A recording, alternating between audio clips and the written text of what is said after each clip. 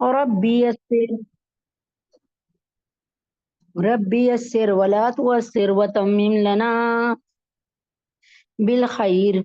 وبك نستعين يا فتاح يا عليم يا ربنا يا ربنا يا ربنا يا ربنا يا ربنا زدنا علما وعملا رب اغفر وارحم وانت خير الراحمين رب اغفر وارحم وانت خير الراحمين اللهم انت السلام ومنك السلام اللهم انت السلام ومنك السلام تباركت يا ذا الجلال والإكرام يا ربنا يا ربنا زدنا علما وعملا رب اغفر وارحم وأنت خير الراحمين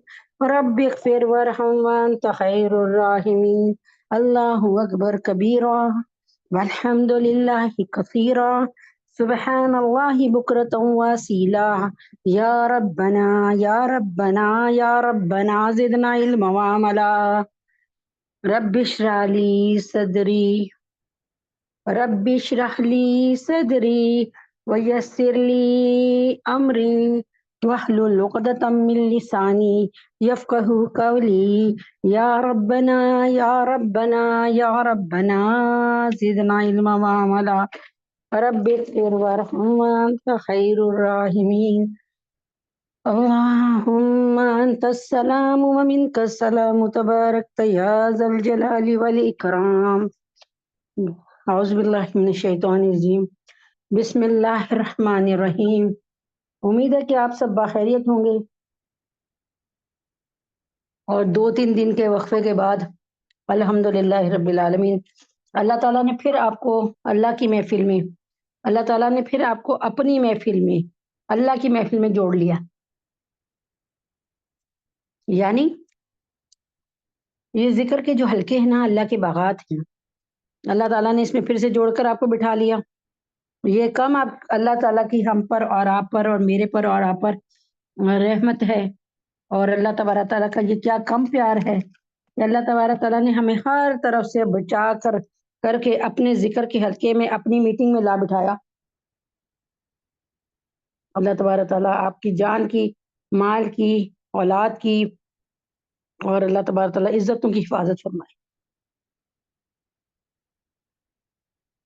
شروع کرتے ہیں اللہ کے نام سے جو انتہائی مہربان ہے، رحم کرنے والا ہے۔ اللہ تعالیٰ سب کے اوپر رحم فرمائے، اللہ تعالیٰ سب پہ کرم فرمائے اور سب کی مشکلوں کو آسان فرمائے۔ ہم اللہ کا سدھا شکر کرتے ہیں کہ اللہ نے اپنے سے جوڑا ہوا ہے۔ اچھا جی، اب یہ ہے کہ فرمایا کہ علماء نے لکھا کہ حدیث کے اعتبار سے جو ہے اللہ تبارک تعالیٰ یعنی علماء فرماتے ہیں کہ دعا ہی کے متعلق سمجھو، مطلب یہ ہے کہ اگر بندہ یہ یقین کرتا ہے کہ میری دعا قبول ہوتی ہے اور ضرور ہوگی تو اس کی دعا قبول ہوتی ہے اور ضرور ہوگی۔ آپ کا اللہ تعالیٰ نے کیا فرمایا، ایک تو کہا ظن المومنین خیرہ، یعنی آپ اپنے مسلمان بھائی کے لیے اچھا گمان کریں، برا گمان نہ کریں۔ ظن المومنین خیرہ، آپ میرے گھر آئیں، میں نے آپ کی اپنی بیٹی کے کان میں کچھ کہا، آپ نے کہا جی وہ میری برائی کر رہی ہے، ٹھیک ہے، حالانکہ میں نے اپنی بیٹی کے کان میں کہا تھا کہ بیٹا جلدی سے کباب تل لو اور چائے بنا کے لے آؤ۔ آئی بات سمجھ میں؟ تو اس لیے ظن المومنین خیرہ، خیر کی کا گمان کیا کرو، لیکن ہمارے دلوں میں اصل میں الغنا نفاق فی قلبی کما ینبت الماء الذرہ، اصل میں ہمارے دماغوں میں گانے سن سن کے، موسیقی سن سن کے ہمارے دلوں میں نا نفاق پیدا ہو گیا۔ نفاق کہتے ہیں اب ایک برتن میں اگر خدا نہ خواستہ گٹر کا پانی رکھا ہے تو آپ اس میں سے 1000 دفعہ نکالو گے تو گٹر کا پانی ہی نکلے گا، سمجھ آئی؟ تو اب اللہ تعالیٰ کے نبی فرماتے ہیں کہ گانا تمہارے دلوں میں ایسا نفاق بو دیتا ہے، ایسا جیسے بارش ہونے سے یا پانی دینے سے سوکھی کھیتی جاگ جاتی ہے، زندہ ہو جاتی ہے۔ تو اللہ تعالیٰ فرماتے ہیں، اللہ تعالیٰ کے نبی فرماتے ہیں کہ گانا جو ہے سننے سے دلوں میں نفاق پیدا ہوتا ہے. آپ میں سے کتنی بہنیں جو یہ کہہ سکتی ہیں کہ میں نے 10 سال سے گانا نہیں سنا, میں نے 5 سال سے گانا نہیں سنا. الحمدللہ رب العالمین, اللہ کا شکر ہے کہ میں کہہ سکتی ہوں کہ اللہ تعالیٰ میں نے بہت عرصے سے گانا نہیں سنا, موسیقی نہیں سنی الحمدللہ. اب اس پر یہ قسم نہیں ہوتی کہ آپ کے موبائل سے موسیقی بجے اور میرے کانوں تک پہنچے اور میں اس پہ قسم کھا رہی ہوں, نہیں. میں آپ کے گھر گئی, آپ کے گھر میں ٹی وی لگا ہے, اس کی آواز کا آ جانا وہ اس میں شامل نہیں ہے, کیونکہ وہاں تو مجھے جانا پڑا ہے. اب میں نے وہاں سے منہ تو پھیر لیا لیکن کانوں تک آواز پہنچ رہی ہے, اس کی بات نہیں ہو رہی. چنانچہ اگر یہ بندہ یہ یقین کرتا ہے کہ میری دعا قبول ہوتی ہے اور ضرور ہوگی تو اس کی دعا قبول ہوتی ہے, اور اگر یہ گمان کرے کہ میری دعا قبول ہوتی نہیں. بعض عورتیں مجھے کہتی ہیں باجی جو آپ کے نے کہا ہم نے پڑھا ہم نے کیا لیکن میری دعا قبول نہیں ہوتی. بہت سے لوگوں نے مجھ سے آ کے کہا, ایسی بات نہیں ہے کہ نہیں کہا, لیکن میں نے ان سے کیا کہا تھا, آپ, میں کہتی آپ دعا کرتی جائیں, ایسا نہیں ہو سکتا کہ قبول نہیں ہوگی, نہیں آپ ہمارے لیے دعا کر دیں. وہ بھائی اللہ تبارک تعالیٰ ضرور قبول کرتا ہے. ہاں اب یہ نہ کہ اس وقت آپ کی بریانی کھانے کا دل کر رہا ہے, آپ کہیں جی اللہ تعالیٰ بریانی کھلا دے, بریانی کھلا دے. ایک بات یہ ہے کہ گھر میں سب کچھ رکھا ہے لیکن اٹھ کر نہیں جانا, پکانا نہیں ہے. اور ایک یہ بھی ہے کہ اللہ تبارک تعالیٰ چند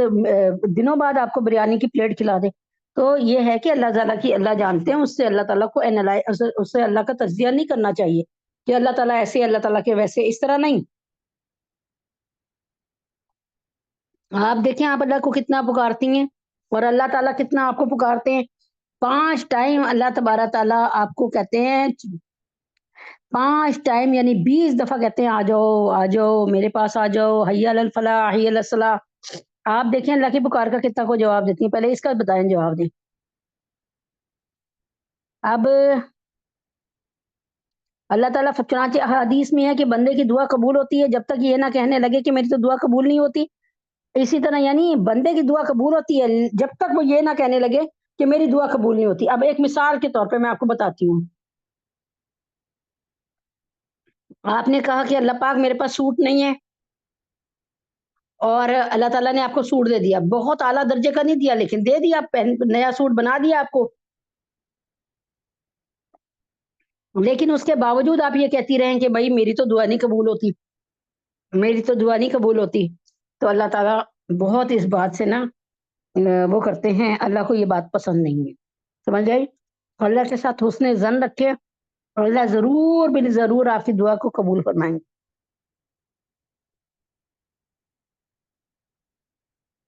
یعنی اللہ تعالیٰ کے ساتھ حسن ظن رکھیں.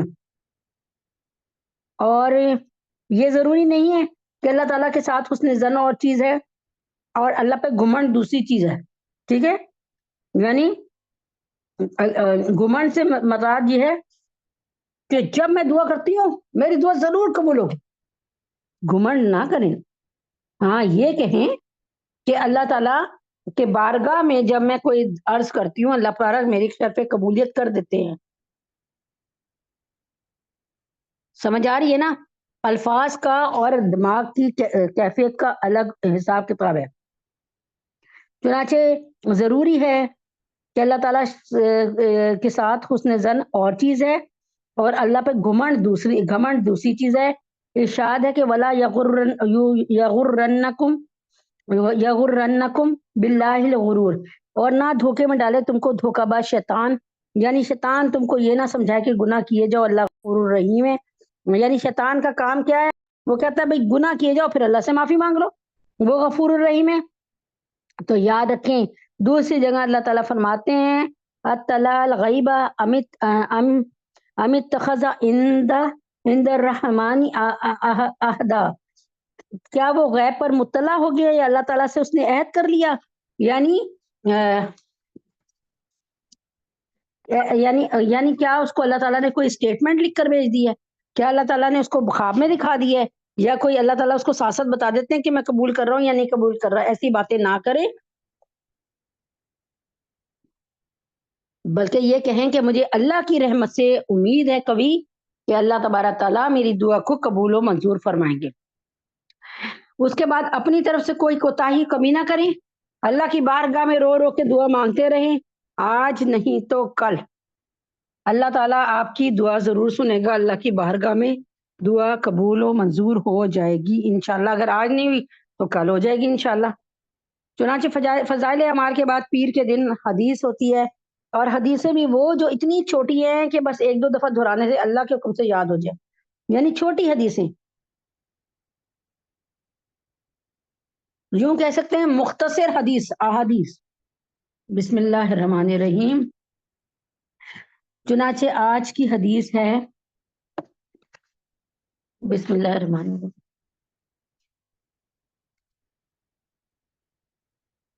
اچھا جی،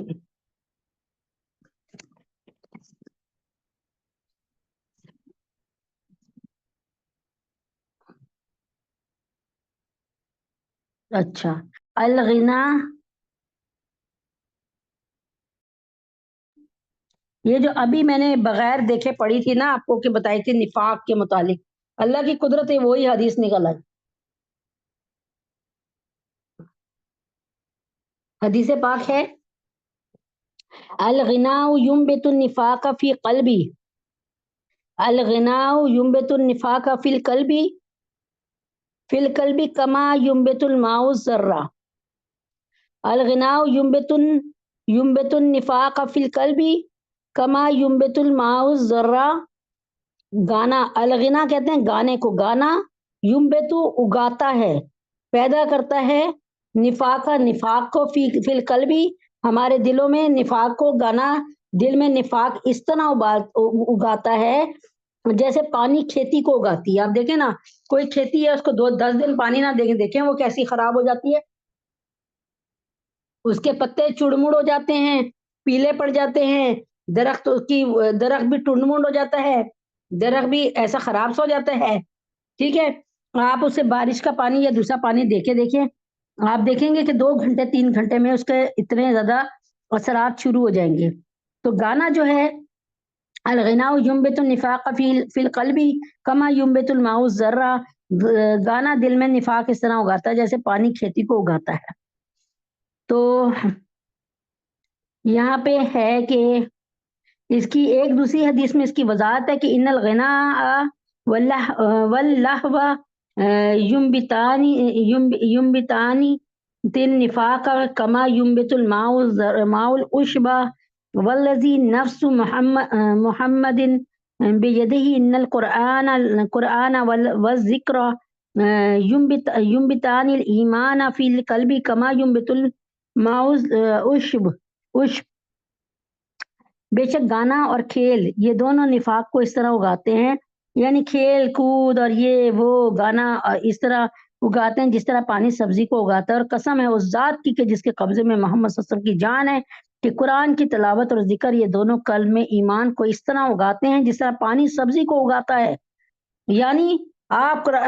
گانے کے بجائے تلاوت قرآن مجید کرتے رہیں اور ذکر کرتے رہیں تو اللہ تبارک تعالیٰ آپ کے دل میں ایمان کو اس طرح پیدا کر دے گا جس طرح پانی کھیتی کو سرسبز و شاداب کرتا ہے، پانی دینے سے روزمرہ پانی سے کیسے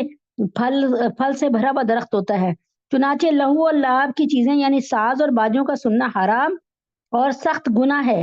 اور جس میں آپ صلی اللہ علیہ وسلم نے ارشاد فرمایا باجوں کا سننا گناہ ہے اور اس کے پاس بیٹھنا فسق ہے اور اس سے لذت حاصل کرنا کفر ہے، یعنی باجوں کا سننا گناہ ہے، اس کے پاس بیٹھنا فسق ہے، اس سے لذت حاصل کرنا کفر ہے۔ آج امت کی پستی میں جانے کے اس باب میں ایک سبب یہ ہے کہ امت تلاوت اور ذکر کو چھوڑ کر گانے بجانے میں مشغول ہو گئی ہے۔ علامہ ابن خلدون رحم اللہ فرماتے کہ جتنی اسلامی سلطنتوں کا زوال آیا ان میں اکثر کا باعث یہ تھا کہ ان کے بادشاہ ناچ گانوں کی محفلوں میں شب و روز اپنے دن اور رات گزارتے تھے، ورنہ مسلمان ایسی قوم ہے کہ جس کو کوئی ڈیفیٹ نہیں کر سکتا، جس کو کوئی نہیں ہرا سکتا۔ یقین کریں میں آپ کو سچ کہہ رہی ہوں، حضرت محمد صلی اللہ علیہ وسلم کہیں بانسری کی آواز کو سن لیتے تھے تو آپ جناب صلی اللہ علیہ وسلم اپنی انگلیوں کو اپنے کانوں میں ٹھوس لیتے تھے، اندر کر لیتے تھے اور جو ہے اندر تک گھسا لیتے تھے، اور اس کے بعد راستے چلتا ہوا کوئی بچہ نظر آتا تو اس سے کہتے تھے کہ تمہیں گانے کی آواز آ رہی ہے، اور وہ کہتا تھا نہیں مجھے آ رہی، تب وہ ڈرتے ڈرتے کہ کہیں گانے کی آواز میرے کان نہ سن لیں، ڈرتے ڈرتے اپنی انگلی کو اپنے اس سے نکالتے تھے، کانوں سے نکالتے تھے۔ اب آپ سمجھ گئی ہوں گی کہ کس پائے کا گناہ ہے گانا سننا۔ لیکن میں آپ کو ساتھ ساتھ ایک بات بتا رہی ہوں کہ دشمن نے، کفر نے، کفار نے وہ اتنی محنت کی کہ میں آپ کو بتا نہیں سکتی کہ آج ایک ایک بچے پر کفر کی محنت نظر آ رہی ہے۔ آپ مجھے بتائیں آج ایک ایک بچے پر کفر کی محنت کیسے نظر آ رہی ہے؟ آپ دیکھیں کتنے لوگ ہیں، کتنے بچے ہیں صبح و شام گانے سن رہے ہوتے ہیں، اور یقین کریں اور ساتھ ساتھ ان کے پیر بھی ہل رہے ہوتے ہیں اور جسم بھی ہل رہا ہوتا ہے۔ بتانا یہ چاہ رہی ہوں کہ کفر نے ہمیں نہیں مارنے کی ہمت کی، کیونکہ اس کو پتا تھا کہ مسلمان سمندر میں جھاگ کی طرح ہے، جتنے مارو گے اتنی اور مزید جھاگ پیدا ہو جائے گی اور مسلمان پیدا ہو جائیں گے۔ اس لیے انہوں نے کیا کیا کہ انہوں نے ہمیں ہمارے دلوں پر محنت کی اور دماغوں پہ، ہمارے جسموں پر محنت کی، اور ہمیں ایک ایسی لائف دے دی جس میں ہمیں یہ پتہ چلتا ہے کہ ہم اچھے سے اچھے کپڑے پہنیں، ہمارے بالوں کا اچھا اسٹائل ہو، ہمارا موبائل اچھا ہو، ہمارے کپڑے اچھے ہوں، ہمارا لیونگ اسٹینڈرڈ اچھا ہو، ہمارے پاس اچھی گاڑی ہو۔ اور اس سے بڑے بڑے لوگ نہیں نکل پاتے، اچھے اچھے لوگ نہیں نکل پاتے۔ اللہ ہمیں رحم فرما دے اور کرم فرما دے۔ حالانکہ میں یہی کہتی ہوں کہ اگر آج مجھے اللہ تعالیٰ نے بہترین گاڑی دے دی، بہترین گھر دے دیا، بہترین محل جیسا گھر دے دیا، اچھا بہت مہنگا والا موبائل، لیٹسٹ موبائل دے دیا، بہترین کپڑے دے دیے، لیکن اللہ تعالیٰ نے میری زندگانی مجھ سے لے لیا آج، تو آپ مجھے بتائیں کہ زندگی کو کہاں سے لے کے آؤں گی اس کو استعمال کرنے کے لیے؟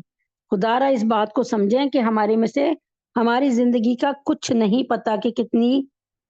آج ہے، کل ہے، پرسوں ہے، کتنی دنوں کی زندگی اور رہ گئی ہے، ہمیں نہیں پتا۔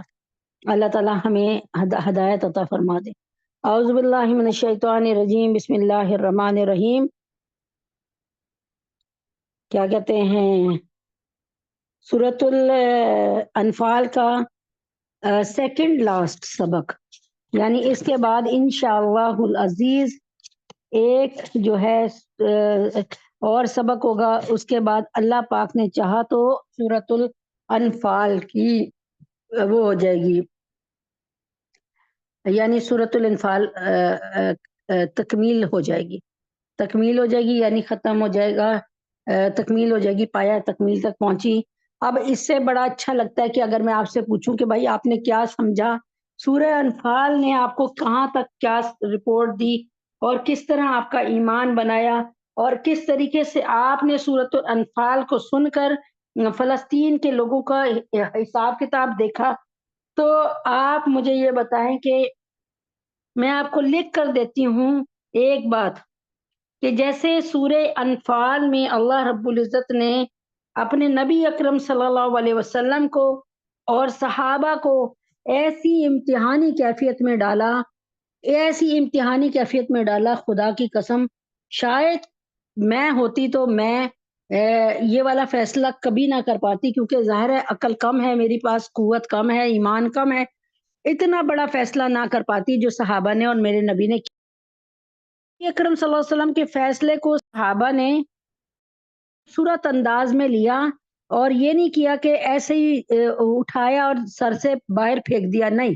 انہوں نے اپنی جان، مال، عزت، آبرو، اپنی تمام صلاحیتیں، بدنی، مالی، قوت والی سب صلاحیتیں حضرت محمد صلی اللہ علیہ وسلم اور اللہ کے نام کر دی، اور آج ان کا نام ایسے زندہ ہو گیا کہ پوری دنیا مل کے نبی اور نبی پاک صلی اللہ علیہ وسلم کے چاہنے والوں کا نام مٹانا چاہے، میں کہتی ہوں یہ سمجھ لیں اپنے سر میں خاک ڈالنے والی بات ہے۔ بسم اللہ الرحمن الرحیم۔ آج کی آیت نمبر ہے 72، یعنی 72، اور اللہ پاک کے حکم سے ایک آیت تیسری ہے، دوسری ہے 73۔ اگر میں آپ سے ریکویسٹ کرتی ہوں کہ جتنے بھی بیٹھی ہوئی ہیں امتحان دیا کریں، امتحان دینے میں آپ کا کیا فائدہ ہے؟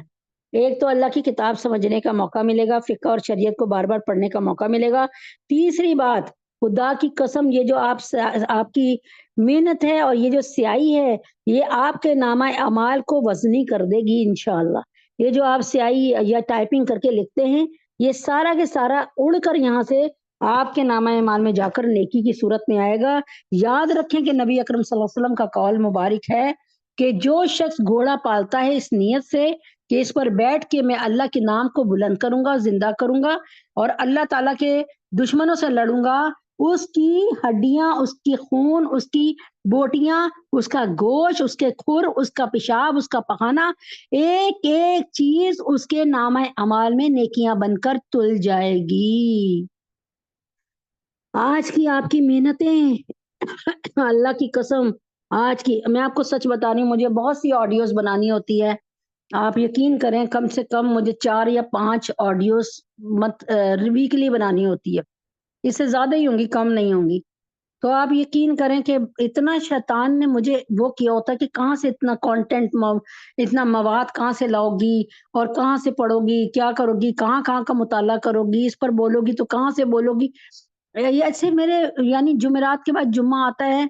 تو ایک طرف سے یہ خوشی بھی ہوتی ہے کہ اب یہ آج میرا 5واں دن ہے، اس ہفتے کا آخری دن ہے، تو اب میرا لیئر ٹائم ہوگا، تھوڑا سا میرا بوجھ تھوڑا سا وہ ہوگا، لیکن ساتھ ساتھ یہ کہ یہ آڈیوز بنانی ہے۔ آپ یقین کریں شیطان مردود ایسا ہے کہ اس کو نا ایسے بنا دیتا ہے کہ جیسے یہ بہت دنیا کا مشکل کام ہے، اور پھر اللہ تعالیٰ کی مدد سے ہی اللہ پاک کرواتے ہیں الحمدللہ رب العالمین۔ تو بتانے کا کیا مقصد ہے کہ شیطان کبھی نہیں چاہے گا کہ آپ اور میں اللہ کے رستے پہ چلے، لیکن یہ تو ایسے ہی ہے کہ جب آپ کہیں گی معاذ اللہ، اللہ کی پناہ، آپ کہیں گی اعوذ باللہ من الشیطان الرجیم، استغفر اللہ ربی من کل ذنب، آپ کو ایسی انرجی، وہ کہتے ہیں نا وہ کون سی چیز کہلاتی ہے، مجھے اب نام نہیں یاد آ رہا ہے اس وقت، بچے کہتے ہیں وہ پی لیں آپ کو بڑی طاقت آئے گی، کوئی کولڈ ڈرنکس ٹائپ ہوتی ہے، عجیب سا نام ہے اس کا، بہرحال تو آپ یہ پی لیں، اس سے نا انرجی ڈرنک کہلاتی ہے۔ تو میں کہتی ہوں خدا کی قسم انرجی ڈرنک جو ہے وہ اللہ کا نام ہے، نماز ہے، قرآن ہے، اللہ کا ذکر ہے، اس سے بڑھ کر انرجی ڈرنک میرے پاس مجھے نہیں۔ میری جب حالت بہت خراب ہو رہی تھی، دل میرا نہیں چاہ رہا ہوتا اٹھوں اور کچھ کروں، تو اللہ تعالیٰ کی قدرت سے، اللہ تعالیٰ کی مدد سے الحمدللہ رب العالمین کے ایسا ہوتا ہے کہ اللہ تعالیٰ ہمت اور طاقت دے دیتے ہیں، اور پڑھتے پڑھتے اور پھر پتہ نہیں وہ کام بھی کرا دیتے جن کا میں نے اپنے اس میں سوچا بھی نہیں تھا الحمدللہ۔ بسم اللہ اعوذ باللہ من الشیطان الرجیم، بسم اللہ الرحمن الرحیم۔ ان الذین آمنوا وہاجروا، ان الذین آمنوا وہاجروا وجاہدوا باموالہم وانفسہم فی سبیل اللہ، والذین آووا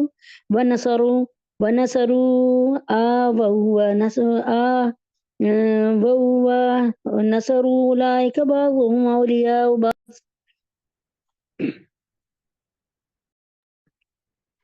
یہ یہاں تک میرے خیال میں رہنے دوں اس کو،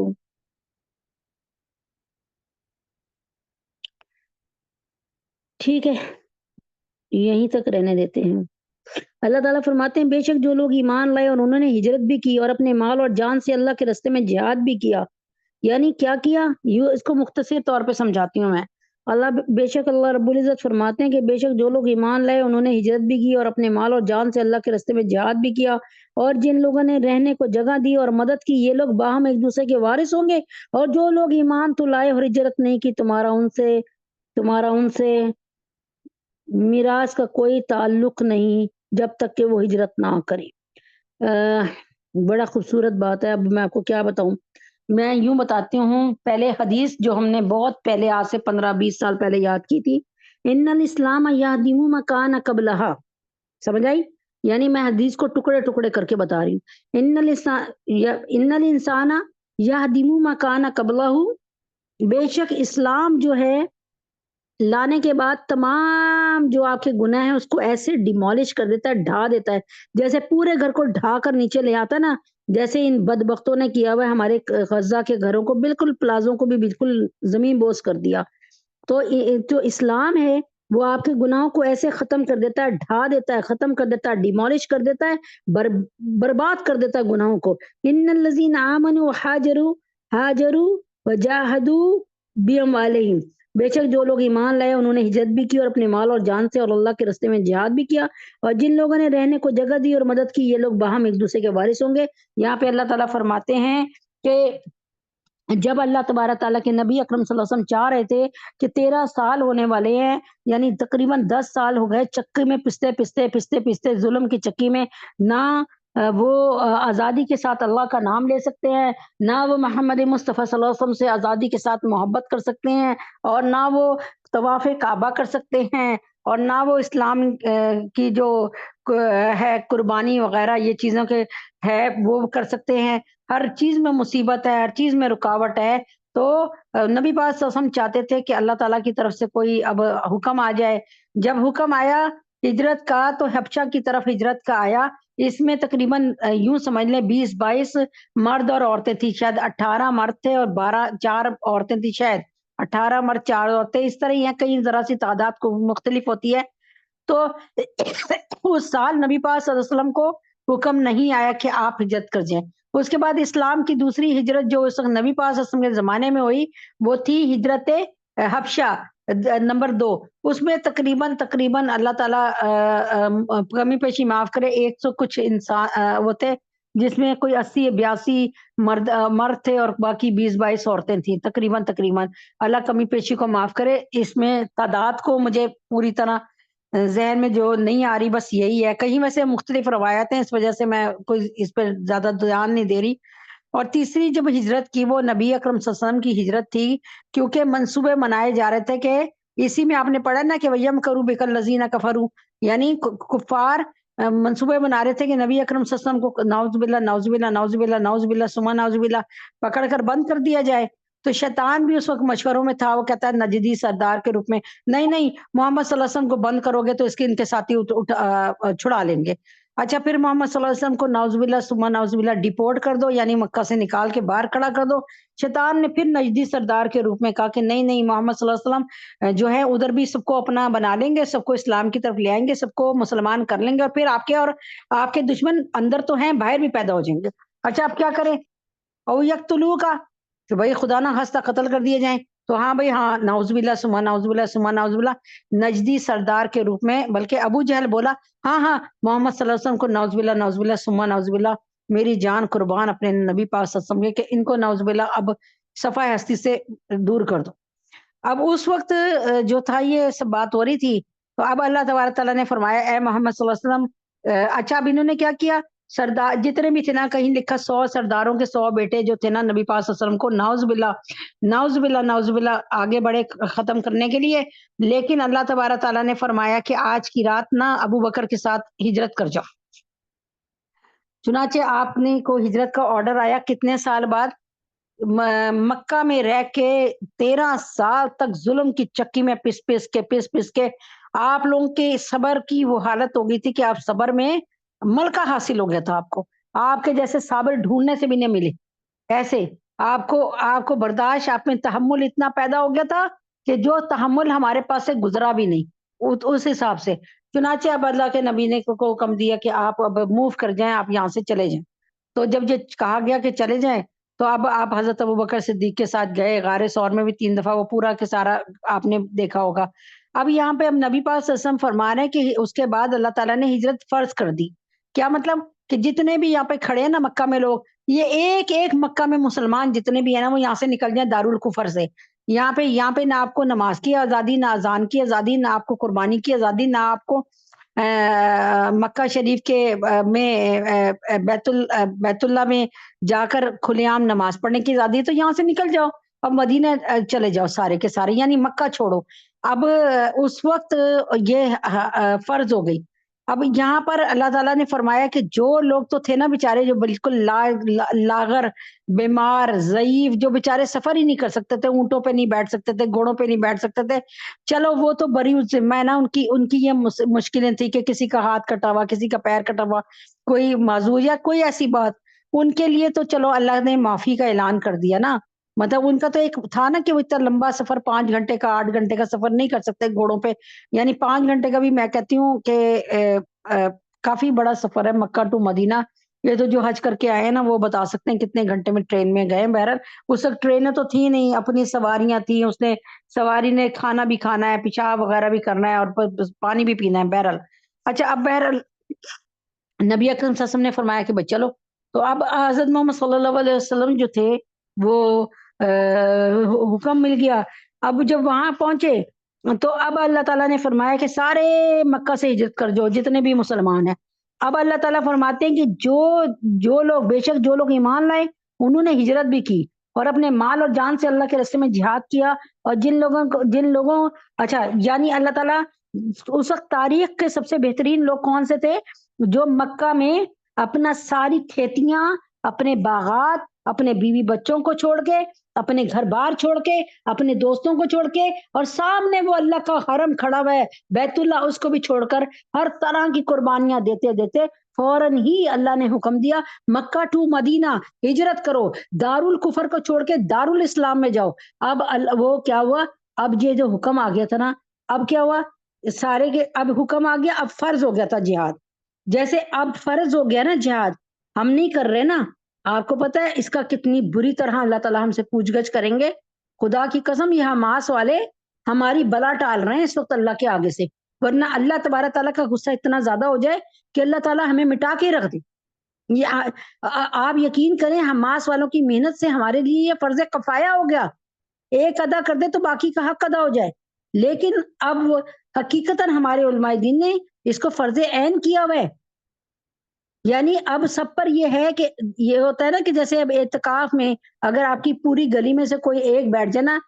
تو پھر یہ فرض کفایہ ہے، سب کی طرف سے وہ فرض ادا ہو گیا. ٹھیک ہے، اور اگر کوئی ایک بھی نہیں بیٹھے گا تو ساری گلی پر عذاب آئے گا. ٹھیک ہے نا، یہ ہوتا ہے فرض کفایہ کی ڈیفینیشن. تو بہرحال اللہ تعالیٰ مجھے صحیح طرح سمجھانے کی توفیق عطا فرمائے. تو اللہ تعالیٰ فرماتے ہیں کہ بے شک جو لوگ ایمان لائے انہوں نے ہجرت بھی کی، اپنے مال اور جان سے اللہ کے راستے میں جہاد بھی کیا. اللہ فرماتے ہیں اور جن لوگوں نے رہنے کو جگہ، اب یہاں پر پہلے مکہ والوں کی تعریف آ گئی، اب اللہ تعالیٰ نے فوراً ہی ٹرن آؤٹ کیا، فوراً ٹرن آؤٹ کیا. اللہ تعالیٰ نے کیا کیا؟ جن لوگوں نے رہنے کو جگہ دی، کس نے؟ اوس و خزرج کی دونوں کو ملاؤ تو انصار. فرمایا رہنے کو جگہ دی اور مدد کی، یہ لوگ باہم ایک دوسرے کے وارث ہوں گے. یعنی اگر میں یہاں مکہ سے اس وقت نبی پاک صلی اللہ علیہ وسلم کی ساتھی ہوتی، صرف سمجھا رہی ہوں میں آپ کو، صرف سمجھانے کے لیے، اگر میں مکہ میں نے اسلام قبول کر لیا نبی پاک صلی اللہ علیہ وسلم کے زمانے میں، اور میرے تمام رشتہ دار جو تھے نا یعنی وہ کیا کہتے ہیں اسلام قبول نہیں کرتے، اللہ نہ کرے، اور نعوذ باللہ وہ کافر ہوتے ہیں، اور میں اکیلی اسلام قبول کر کے ایمان قبول کر کے مکہ سے اللہ تعالیٰ کے حکم کے مطابق مکہ سے مدینہ جاتی ہوں. ٹھیک ہے، اب میرے پاس 10 کروڑ کی جائیداد ہے. میں آپ کو پھر سمجھا رہی ہوں کہ میں صرف مثال سے سمجھا رہی ہوں. اب میری جو 10 کروڑ کی جائیداد ہے، چاہے وہ مکہ میں ہو، چاہے وہ مدینہ میں ہو، چاہے میرے اپنے پاس کیوں نہ ہو، اب میں مروں گی تو میری وہ جائیداد کس کو ملے گی؟ ان کو ملے گی جنہوں نے، میں یوں سمجھا رہی ہوں، جنہوں نے میرے ساتھ مواخات کی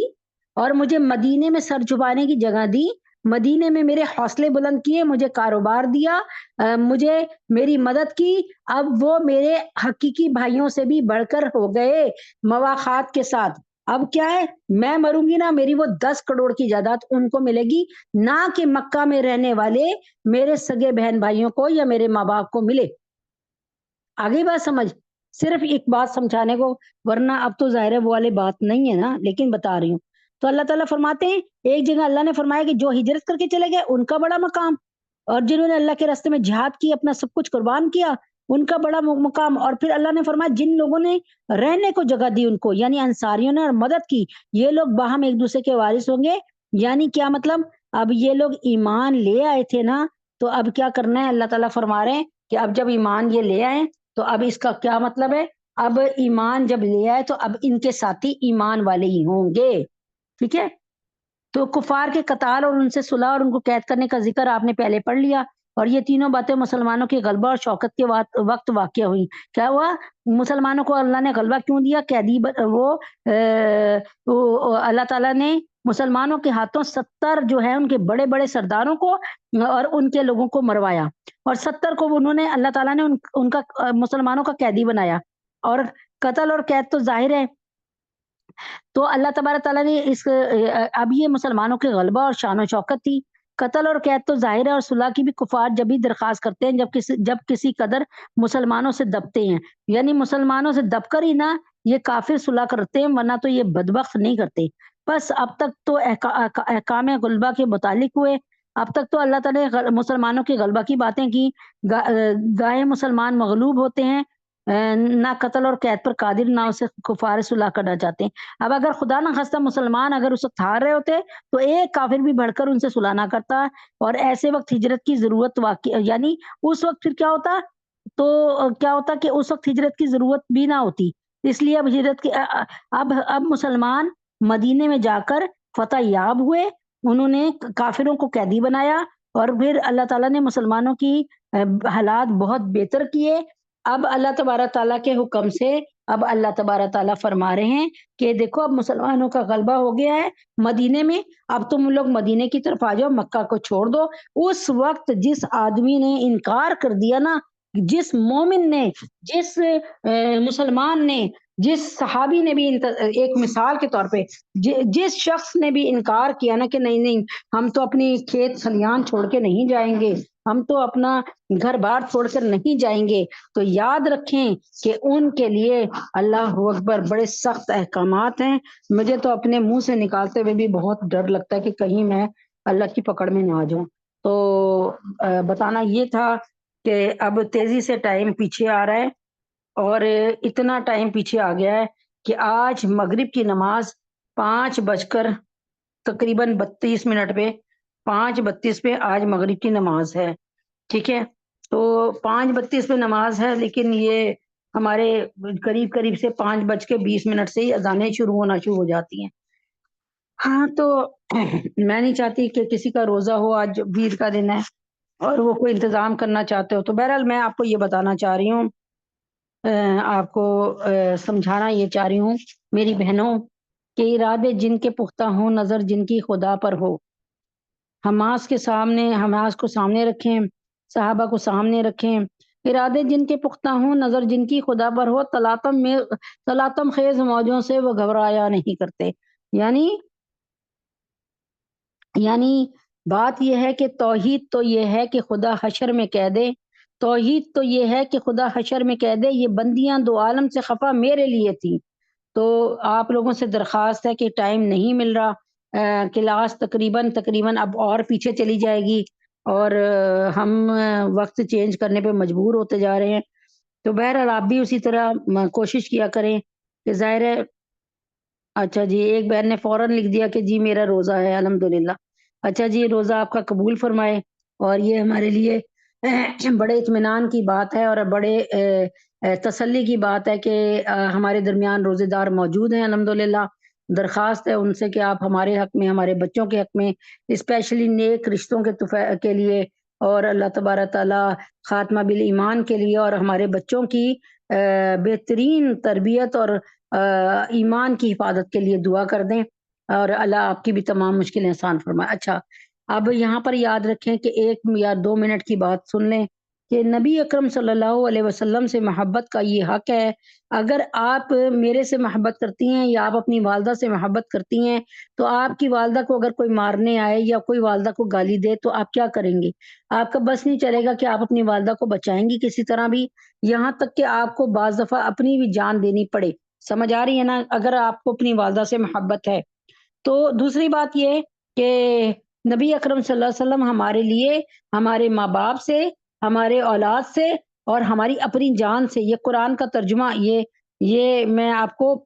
تقریباً قرآن کا ترجمہ بھی اور احادیث کو ملا کر بتا رہی ہوں۔ اور نبی اکرم صلی اللہ علیہ وسلم ہمارے لیے ہماری جانوں سے، ہمارے والدین سے، ہماری اولاد سے، اور ہر چیز سے، دنیا کی ہر چیز سے زیادہ عزت رکھتے ہیں اور زیادہ بڑھ کر ہے۔ جب تک یہ ہمارا ایمان نہیں ہوگا، ہم خدا کی قسم کسی بھی کسوٹی پہ پورے نہیں اتر سکتے۔ اور اللہ تبارک تعالیٰ معاف کرے، کہنے کو تو میں بھی کہہ دیتی ہوں کہ ہاں بھائی، نبی اکرم صلی اللہ علیہ وسلم ہماری جان سے، ہمارے مال سے، ہماری اولاد سے، ہماری والدین سے زیادہ بڑھ کر ہیں، لیکن اللہ تبارک تعالیٰ اس چیز کو آزمائے نہیں، کیونکہ اللہ تعالیٰ ہم آزمائش کے قابل نہیں ہیں، کہیں ہم ڈگمگا نہ جائیں۔ اللہ تعالیٰ ہمیں جو ہے ثابت قدمی عطا فرمائے۔ تو آپ سے درخواست ہے کہ ختم نبوت کا کام تھوڑا تھوڑا کر کے جو ہے کرنا شروع کریں۔ امید ہے کہ کل سے ختم نبوت کے لیے بھی تھوڑا سا ٹائم ضرور نکالوں گی۔ تو رشتہ جو نہ قائم ہو محمد سے وفا کا، پھر جینا بھی برباد ہے مرنا بھی اکارت۔ تھکی ہے فکر رساں مدح ابھی باقی ہے، تھکی ہے فکر رساں مدح ابھی باقی ہے، ورق تمام ہوا مدح ابھی باقی ہے، قلم ہوا آپ لاپا ودھا ابھی باقی ہے، تمام عمر لکھا مدح ابھی باقی ہے۔ تو بات جو ہے سمجھانے کی وہ یہی ہے کہ اللہ تبارک تعالیٰ کے حکم سے کہ حضرت محمد صلی اللہ علیہ وسلم کی غلامی میں آ جائیں آ جائیں آ جائیں۔ آپ کے لیے اور میرے لیے بہت خیر ہے کہ ہم نبی اکرم صلی اللہ علیہ وسلم کی غلامی میں آ جائیں، تو انشاءاللہ العزیز اللہ نے چاہا میری اور آپ کی بن جائے گی، اور اللہ تبارک تعالیٰ ہم سب کو قبول اور منظور فرمائے، کیونکہ جذبہ عشق رسالت کا میں رکھتا ہوں جگر، جذبہ عشق رسالت کا میں رکھتا ہوں جگر، مجھ کو ناموس رسالت پہ ہے کٹنے کا ہنر، کس طرح آپ صلی اللہ علیہ وسلم پہ ہو جائے فدا تن من دھن، ہو رہی ہے یہ میری زیست اسی دھن میں بسر، ہے جسے جان عزیز اپنی اسے کہہ دینا، ہے جسے جان عزیز اپنی اسے کہہ دینا، صفِ گستاخ رسالت میں نہ آئے وہ نظر، اس سے پہلے کہ تو آقا کی اہانت پر آ، اس سے پہلے کہ تو آقا کی اہانت پر آ، یعنی نعوذ باللہ تو میرے نبی کی بے ادبی پہ آ، ولولہ خیز مسلمان کے جذبات سے ڈر، ہے جو توہین رسالت کا طرفدار سنے، ہم نہیں بھولیں گے فیصل اور چیمہ کا ڈگر، کہ غازی فیصل نے جس طرح گستاخ نبی کو گستاخ رسول کو، اور غازی عامر چیمہ نے گستاخ رسول کو ختم کیا، ایسے ہم بھی گستاخ رسول کو ختم کریں گے۔ گر ہے ایمان تیرا ختم نبوت پہ عتم، پھر ہے صارم تیری ازدیست کا مبروک سفر۔ اگر ہمارا بھی یہی ہو جائے نا کہ ہم نبی پاک صلی اللہ علیہ وسلم کی ناموس کے لیے کٹ میرے، تو یاد رکھیں کہ ہماری زندگی بامانی ہو جائے گی۔ اللہم صلی علی محمد وعلی آل محمد کما صلیت علی ابراہیم وعلی آل ابراہیم انک حمید مجید، اللہم بارک علی محمد وعلی آل محمد کما بارکت علی ابراہیم وعلی آل ابراہیم انک حمید مجید، اللہم صلی علی محمد وعلی آل محمد کما صلیت علی ابراہیم وعلی آل ابراہیم انک حمید مجید، اللہم بارک علی محمد وعلی آل محمد کما بارکت علی ابراہیم وعلی آل ابراہیم انک حمید مجید۔ قل هو اللہ احد اللہ الصمد لم یلد ولم یولد ولم یکن لہ کفوا احد۔ یا اللہ پاک تمام بے اولادوں کو، ڈاکٹر انم کو، عائشہ کو، سونیا کو، ختیجہ کو، سمیرہ فیصل کو، ماری انس کو، روشان کو، یا اللہ پاک فاخرہ بابر سنبل علی عمران مہرونسا مریم ثانیہ، ان کو نیک نرینہ اولاد اے اللہ پاک بہت جلد اور بہت ہی آسانی کے ساتھ خیریت کے ساتھ عطا فرمائیے۔ فریال عائشہ سحر ان کی مشکلوں کو ایسے آسان فرمائیے کہ ان کی زندگی بمثل جنت دنیا میں بھی اور جنت میں وسیع جنت میں ان کا گھر عطا فرمائیے۔ یا اللہ پاک امت محمد صلی اللہ علیہ وسلم کی تمام بچیوں اور بچوں کے لیے جو نکاح کی عمر تک آ چکے ہیں اور جو ادھر بیٹھی ہیں بہنیں، ان کے بچوں کے لیے حفصہ، فاطمہ، جویریہ، سدرہ، سبحانہ، حفصہ، سجاد، زینب، منتہا، عائشہ، بین شفیفہ، بنات سرور، فخر، عبد المتین، سعدیہ اور سعدیہ نظام کی بہن، سدرہ کے گھر میں جتنی بچیاں سدرہ سمیت آمنہ، نمرہ، ان سب کی شادی بہترین اور اچھی جگہ پہ جلد فرمائیے۔ تمام علماء اسلام، یا اللہ تمام علماء اسلام، مفتی حسن صاحب، تقی عثمانی صاحب، مولانا فضل الرحمان صاحب، فضل الرحیم صاحب، پیر ذوالفقار نقشبندی صاحب حضرت جی، ان کی جان، مال، عزت اور آبرو کی چار چپیرے حفاظت فرمائیے، حماس کے مجاہدین سمیت۔ ندیم بھائی، عمیر، نازیہ، اندلیب، اہلیہ حسین، عیشہ، معظم، عادل، شزا، نعیم، ریحانہ، عثمان، عزیز، زارا، فاطمہ، رمشا، دانش، طاہر، مختار عالم صاحب، اہلیہ دانش، ان کے والدین اور اہلیہ رضوان الہی، ان کو صحت کاملہ عاجلہ مستمرہ ایمان کے نعمت کے نور کے ساتھ عطا فرمائیے۔ ڈاکٹر حنہ، فاطمہ، عیشہ، عبداللہ، ان کو اور جتنے لوگ بیٹھے ہیں ان سب کو، ان کے گھر والوں کو، اہل خانہ کو دنیا اور آخرت کے ہر امتحان میں 100% نمبروں سے کامیابی عطا فرمائیے۔ اماد کو، احمد کو، صالحہ ہمنہ کو، حفصہ فاطمہ کو، اور جتنے لوگ یہاں بیٹھے ہیں ان سب کو، ان کے اہل خانہ کو، ان کو سب کو اللہ ان کو دنیا اور آخرت کے ہر امتحان میں 100% نمبروں سے کامیابی عطا فرمائیے اور صاحب ایمان، صاحب ہدایت فرمائیے یا اللہ پاک۔ اہلیہ اعظم، اہلیہ رفیق، مفتی ضیاء الدین صاحب، عامر بیٹی انم، ان کو اپنا بہترین گھر عطا فرمائیے۔ احمد نواز صاحب، محمد عمر، محسن اور عمیر، اے اللہ پاک، اے اللہ پاک کہیں سے بھی کروا فرمائیے ان کو، اور اللہ تعالیٰ ماریہ ایک بہن ہے ان کو بیٹے کو بہترین بہترین بہترین جو ہے بہترین ان کو روزی کا جو ہے وہ اڈا عطا فرمائیے، روزی عطا فرمائیے اور بہترین کاروبار اور بہترین جاب عطا فرمائیے۔ ہم اللہ تعالیٰ ہمنا کے لیے بھی کوئی برکت والی، بہت برکت والی آسان جاب عطا فرمائیے۔ ہم سب کے گناہوں کو معاف فرمائیے، خطاؤں کو درگزر فرمائیے۔ حماس کے تمام مجاہدین کی اللہ، جیسے آپ نے بدری صحابہ کی جنگ حنین، غزوہ حنین میں اور غزوہ احزاب میں مسلمانوں کی اور مسلمان صحابہ کی اور میرے محمد مصطفیٰ احمد مجتبیٰ صلی اللہ علیہ وسلم کی اور آپ کے بھی محمد مصطفیٰ احمد مجتبیٰ صلی اللہ علیہ وسلم کی، یا اللہ ان کے طفیل اللہ پاک ان کی مدد فرمائی، ہماری بھی مدد فرما دیجئے۔ اے اللہ پاک ہماری ایک نسبت ہے کہ ہم نبی پاک صلی اللہ علیہ وسلم کے غلام ہیں، اور اللہ پاک ہماری ایک نسبت ہے کہ ہم محمدی ہیں صلی اللہ علیہ وسلم۔ اے اللہ ہم سب کے گناہوں کو معاف فرمائیے، خطاؤں کو درگزر فرمائیے۔ جن گناہوں کی وجہ سے آپ نے ہمارے لیے جہنم کا فیصلہ فرمایا، اے اللہ پاک ان گناہوں سے بچنے کی اور اس گناہوں کی تلافی کرنے کی، ان گناہوں سے معافی لینے کی یا اللہ پاک، یا اللہ پاک ہمیں توفیق عطا فرمائیے اور ہماری مدد فرمائیے۔ اے اللہ پاک ہم میں سے کوئی بھی اور ہمارے بچوں سمیت، ہماری نسلوں سمیت، قیامت کی صبح تک آنے والی نسلوں سمیت اللہ ایک بندہ بھی جہنم میں نہ جائے۔ اے اللہ پاک،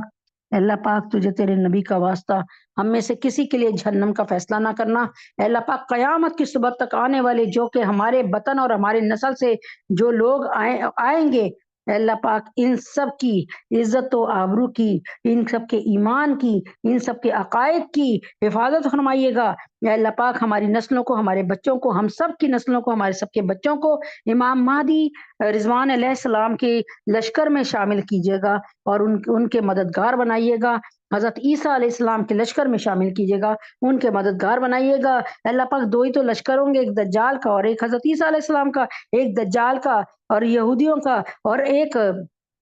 امام مہدی رضوان علیہ السلام کا۔ اے اللہ پاک، اے اللہ پاک، اے اللہ پاک میرے نبی اکرم صلی اللہ علیہ وسلم کے خاندان سے ہیں یہ امام مہدی رضوان علیہ السلام۔ اے اللہ پاک ہمارے بچوں کو ان کا ساتھی معاونین بنائیے گا، ان پر جان نثار کرنے والا بنائیے گا۔ ہم سب کے بچوں کو اللہ قبول فرمائیے گا، ہمارے بچوں کی ایمان کی، ہمارے بچوں کے دل و دماغ کی، ہمارے بچوں کے عقائد کی، ہمارے بچوں کی شرمگاہوں کی اور ہمارے بچوں کے عقائد کی حفاظت ایسے فرمائیے گا جیسے آپ نے حضرت یوسف علیہ السلام کے عقائد کی، ان کی عزت و آبرو کی اور ان کی جان و مال و عزت و آبرو کی حفاظت فرمائی۔ ہم سب کے گناہوں کو معاف فرمائیے، ہم سب کی خطاؤں کو درگزر فرمائیے۔ فلسطین کے تمام مسلمانوں کے لیے کھانے پینے، رہنے سونے اور